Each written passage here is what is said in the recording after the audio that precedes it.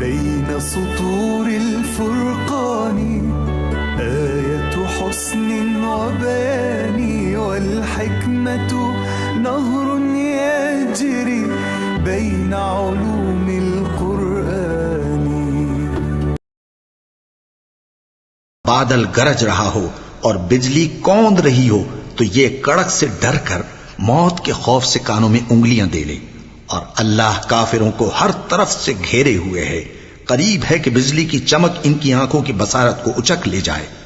جب بجلی چمکتی اور ان پر روشنی ڈالتی ہے تو اس میں چل پڑتے ہیں، اور جب اندھیرا ہو جاتا ہے تو کھڑے کے کھڑے رہ جاتی ہیں. اور اگر اللہ چاہتا تو ان کے کانوں کی سنوائی اور آنکھوں کی بینائی دونوں کو زائل کر دیتا. بلا شبہ اللہ ہر چیز پر پروردگار کی عبادت کرو جس نے تم کو اور تم سے پہلے لوگوں کو پیدا کیا تاکہ تم اس کے عذاب سے بچو. جس نے تمہارے لیے زمین کو بچھونا اور آسمان کو چھت بنایا، اور آسمان سے مے برسا کر تمہارے کھانے کے لیے انواع و اقسام کے میوے پیدا کیے. بس کسی کو اللہ کا ہمسر نہ بناؤ، اور تم جانتے تو ہو. وَإِن بندے پر نازل فرمائی ہے کچھ شک ہو تو اسی طرح کی ایک صورت تم بھی بنا لاؤ، اور اللہ کے سوا جو تمہارے مددگار ہوں ان کو بھی بلا لو اگر تم سچے ہو. پھر اگر ایسا نہ کر سکو اور ہرگز نہیں کر سکو گے تو اس آگ سے ڈرو جس کا ایندھن آدمی اور پتھر. جو لوگ ایمان لائے اور نیک عمل کرتے رہے ان کو خوشخبری سنا دو کہ ان کے لیے نعمت کے باغ ہیں جن کے نیچے نہریں بہ رہی ہیں. جب انہیں ان میں سے کسی قسم کا میوہ کھانے کو دیا جائے گا تو کہیں گے یہ تو وہی ہے جو ہم کو پہلے دیا گیا تھا. اور ان کو ایک دوسرے کے ہم شکل میوے دیے جائیں گے، اور وہاں ان کے لیے پاک بیویاں ہوں گی، اور وہ وہی اس بات سے آر نہیں کرتا کہ مچھر یا اس سے بڑھ کر کسی چیز مثلا مکھی مکڑی وغیرہ کی مثال بیان فرمائے.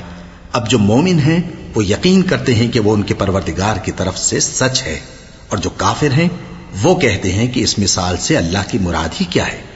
اس سے اللہ بہتوں کو گمراہ کرتا ہے اور بہتوں کو ہدایت بخشتا ہے، اور گمراہ بھی کرتا ہے تو نافرمانوں ہی کو، جو اللہ کے اقرار کو مضبوط کرنے کے بعد توڑ دیتے ہیں، اور جس چیز یعنی رشتہ قرابت کے جوڑے رکھنے کا اللہ نے حکم دیا ہے اس کو قطع کیے ڈالتی ہیں اور زمین میں خرابی کرتے ہیں. یہی لوگ نقصان اٹھانے والے ہیں. پھر وہی تم کو مارتا ہے، پھر وہی تم کو زندہ کرے گا، پھر تم اسی کی طرف لوٹائے جاؤ گے.